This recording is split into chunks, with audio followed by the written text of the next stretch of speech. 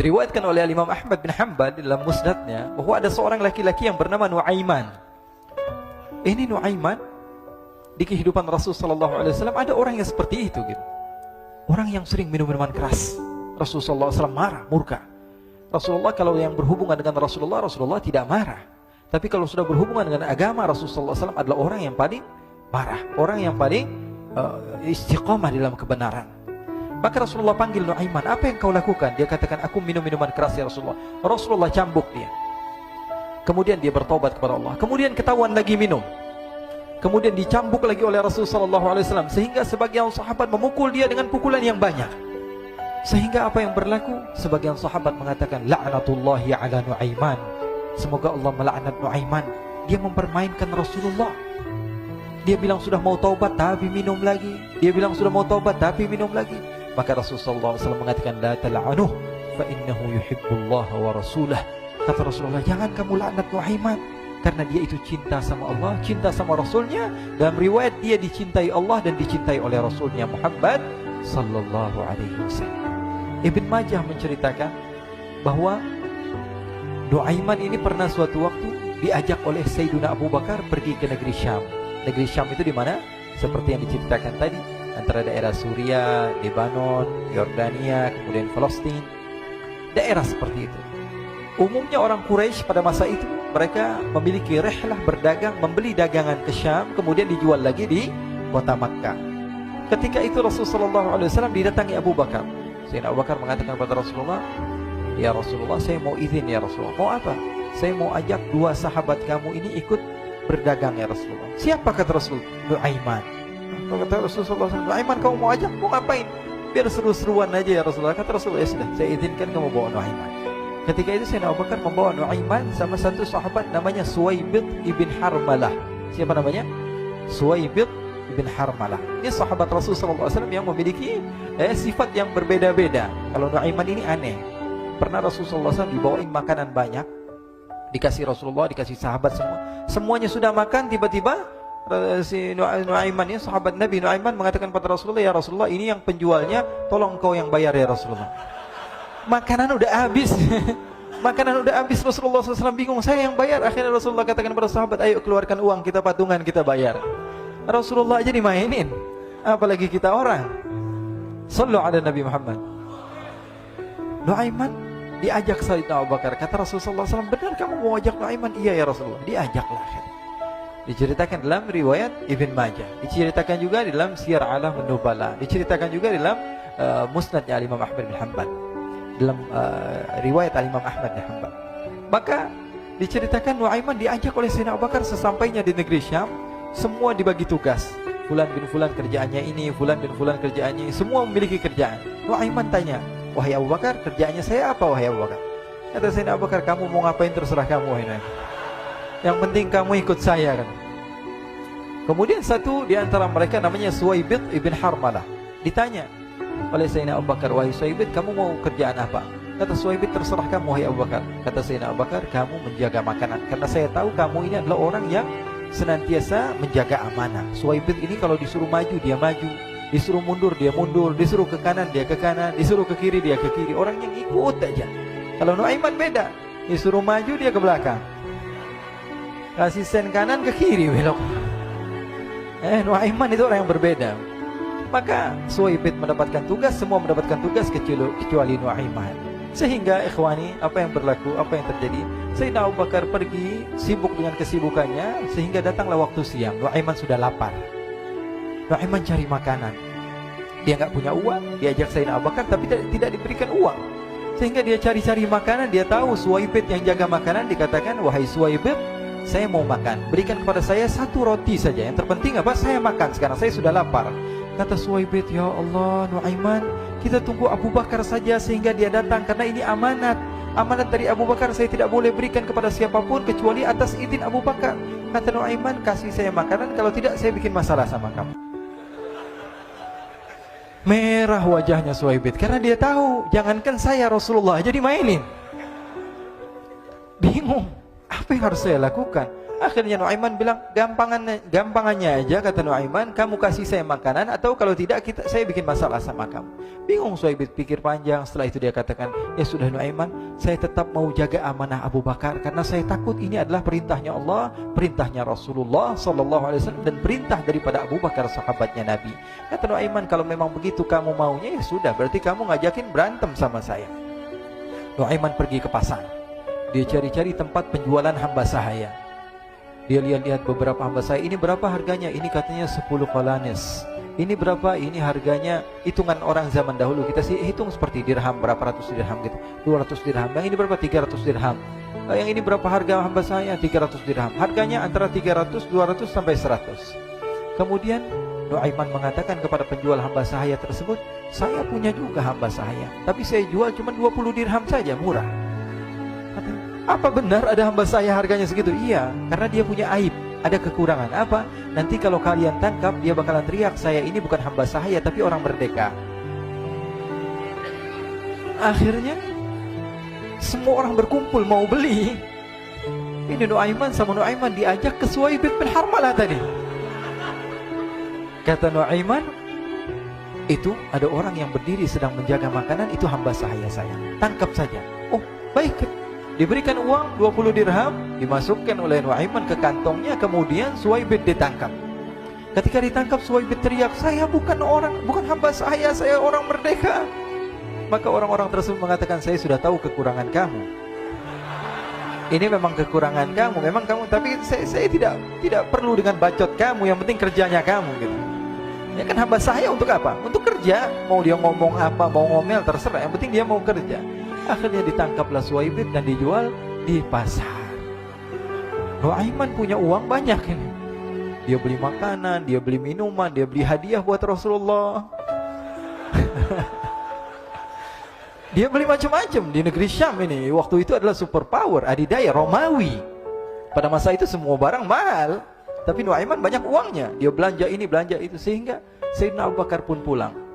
Ketika Sayyidina Abu Bakar pulang, Sayyidina Abu Bakar cari, mana ini Suhaib? Kita semua sudah lapar. Kata Nuaiman dengan mudahnya dia mengatakan, sudah saya jual wahai Abu Bakar.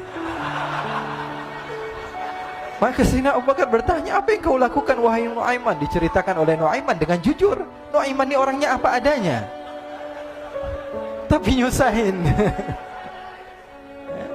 Saya jual. Akhirnya dibawa oleh Nuaiman, Sayyidina Abu Bakar pergi ke mana?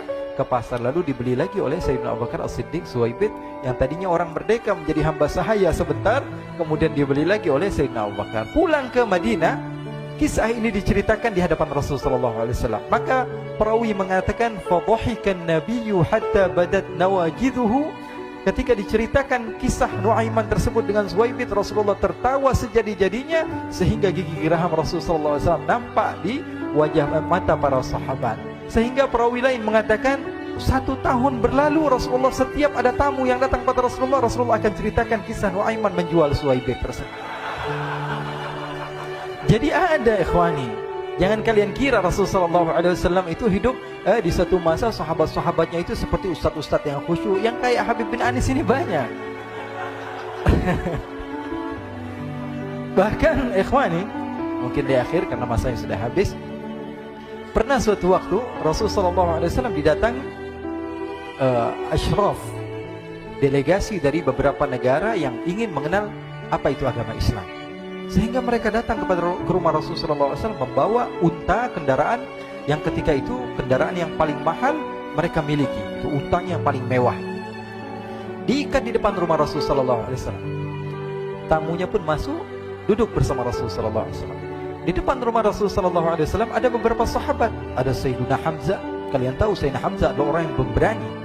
Ada Sayyiduna Umar. Kalian tahu Sayyidina Umar adalah orang yang pemberani. Ada Sayyiduna Ali bin Abi Thalib. Ada Sayyiduna Sa'ad bin Abi Waqqas. 4 sahabat ini lagi nongkrong gitu depan rumahnya Rasulullah SAW, berjaga sebelum Allah Subhanahu wa taala turunkan ayat wallahu ya'simuka minan nas. Ketika mereka sedang asyik duduk, tiba-tiba Nuaiman datang. Ini Nuaiman kalau datang pasti bikin sesuatu yang aneh. Bahkan dikatakan tidaklah Rasulullah SAW dalam keadaan bersedih, kecuali Nuaiman datang Rasulullah akan tersenyum. Jadi sebagian sahabat itu senang kalau sudah Nuaiman datang, pasti Rasulullah bahagia. Tapi ketika itu Nuaiman datang, ingin duduk bareng-bareng Sayyidina Hamzah. Sayyidina Hamzah katakan kepada Nuaiman, bercanda begitu. Nuaiman, kamu lihat unta orang datang dari luar Arab ini. Lihat, kata Nuaiman, ini besar banget ini, badannya besar gitu. Dagingnya pasti banyak. Iya nih, kalau kita sate enak nih ntar malam. Kata Nuaiman. Kata Sayyidina Hamzah, apakah kamu berani? Kata Nuaiman, saya berani aja asal kalian gak bilang sama Rasulullah. Kata Sayyidina Hamzah, benar wahai Nuaiman, benar kan? Akhirnya Sayyidina Hamzah lupa masalah itu, cuma bercanda-bercanda saja. Sayyidina Hamzah lagi asik sama Sayyidina Umar, Sayyidina Ali. Tiba-tiba apa? Ternyata ketika dia melihat unta tersebut sudah pisah antara kepala sama badannya. Nuaiman mengatakan, wahai Hamzah, ini unta saya sudah potong, saya mau pergi sebentar. Kalau Rasulullah cari saya, tolong jangan beritahu di mana saya. Nanti kalau keadaan sudah aman, mari kita nyate bareng-bareng. Ini ada yang seperti itu di zaman Rasulullah SAW. Maka dia pun berlari dan berlari mencari satu tempat supaya Rasulullah SAW dia selamat daripada Rasulullah SAW. Sehingga Sayyidina Hamzah bingung, ini kalau Rasulullah keluar gimana? Ada Hamzah Asadullah, ada Ali bin Abi Thalib, ada Umar, gak bisa jaga kendaraannya, tamunya Rasulullah Sallallahu Alaihi Wasallam. Akhirnya benar apa yang terjadi, ikhwani. Rasulullah SAW tamunya mau pulang. Ketika dia buka pintu tamu melihat apa? Untanya sudah begitu. Mereka teriak, wa naqatah, unta kami wahai Muhammad. Baru mau kenal Islam, unta kami, kendaraan kami sudah dibuang. Rasulullah SAW lihat Sayyidina Hamzah, lihat Sayyidina Ali. Mereka gak bisa ngomong, mereka hanya bilang apa? Nuaiman ya Rasulullah. Rasulullah perintahkan Sayyidina Umar, wahai Umar, sekarang kamu ambil uang, kemudian kamu gantikan, kemudian kamu berikan 2 kali lipat daripada harta unta ini, sehingga apa? Agama Islam tidak didengar dengan sesuatu yang tidak baik di luar sana. Akhirnya diberikan harta, diberikan unta yang baru dan diberikan harta yang lebih untuk orang tersebut, sehingga orang tersebut tidak menjelek-jelekan agama Islam. Kata Rasulullah SAW, dan sekarang waktunya kita balas dendam sama Nuaiman. Nuaiman ternyata berlari tempat yang jauh sampai hampir keluar dari kota Madinah. Dia dapatkan seorang sahabat Nabi yang hadir juga dalam peperangan Badar, namanya Al-Miqdad bin Al-Aswad. Siapa namanya? Al-Miqdad bin Al-Aswad ketika itu sedang menggali sumur. Ketika sedang menggali sumur, Nuaiman datang. Nuaiman katakan kepada Miqdad, wahai Miqdad, wahai sahabat Rasul, kamu orang yang hadir dalam peperangan Badar, kamu adalah orang yang hebat. Dipuji-puji sama Nuaiman. Ada maunya ini.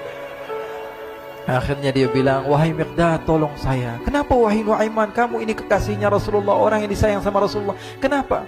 Saya ini sedang dikejar-kejar orang jahat. Tolong selamatkan saya. Saya pengen masuk ke dalam sumur, boleh atau tidak? Kata Miqdad, siapa yang mengejar kamu? Pokoknya saya dikejar sama orang-orang. Kamu mau atau tidak selamatkan saya? Ya sudah, selagi kamu itu adalah sahabat Nabi, silahkan kamu masuk. Masuk akhirnya Nuaiman ke dalam sumur tersebut. Lalu Nuaiman mengatakan, wahai Miqdad, dia keluar lagi. Nanti kalau ada yang cari saya, tolong jangan beritahu saya di dalam sumur ya. Kata Miqdad, baiklah. Kata Nuaiman, siapapun yang bertanya tentang saya, kamu tidak akan kasih tahu. Iya, kata. Walaupun Rasulullah yang tanya saya. Katanya, nggak mungkin Rasulullah datang ke tempat sejauh ini. Iya, walaupun Rasulullah. Akhirnya masuk Nuaiman. Setelah beberapa menit Rasulullah dan rombongan benar datang. Miqdad bingung ini. Ini kenapa Rasulullah datang ke RW kami ini? Ada apa ini Rasulullah sampai sejauh ini? Ditanya, ya Rasulullah, ada apa ya Rasulullah? Kata Rasulullah, saya cari Nuaiman. Di mana Nuaiman? Innalillah, kata Miqdad. Nggak dijawab ini Rasulullah. Kalau dijawab saya ingkar janji. Akhirnya apa dia katakan? Wahai Rasulullah, mata saya tidak memandang kepada Nuaiman, tapi tangannya nunjuk ke dalam sumur. Sahabat. Apa dia bilang? Mata saya tidak melihat kepada Nuaiman, tapi tangannya nunjuk ke sumur. Akhirnya dibuka sama Rasulullah, Nuaiman muncul. Kata Rasulullah, Nuaiman, kamu bikin malu saya, wahai Nuaiman. Ya Rasulullah, yang bersalah bukan saya, tapi orang yang mencari saya bersama kamu, ya Rasulullah. Akhirnya Rasulullah nengok siapa, ternyata Nuaiman sudah lari kabur. Sallu ala Nabi Muhammad. Kisah-kisah seperti ini sebenarnya banyak sekali, ya. Ini menunjukkan kepada kita bahwa kehidupan Rasulullah itu begitu indah. Rasulullah SAW, kalau kamu mau menjadi orang yang baik, contoh Rasulullah. Mau menjadi bapak yang baik, contoh Rasulullah. Mau menjadi pemimpin peperangan yang baik, Rasulullah. Mau menjadi murid yang terbaik, contoh Rasulullah. Bagaimana akhlak Rasulullah. Mau menjadi suami yang baik, contoh Rasulullah. Dalam segala hal, apapun itu, Rasulullah SAW adalah makhluk yang paling terbaik.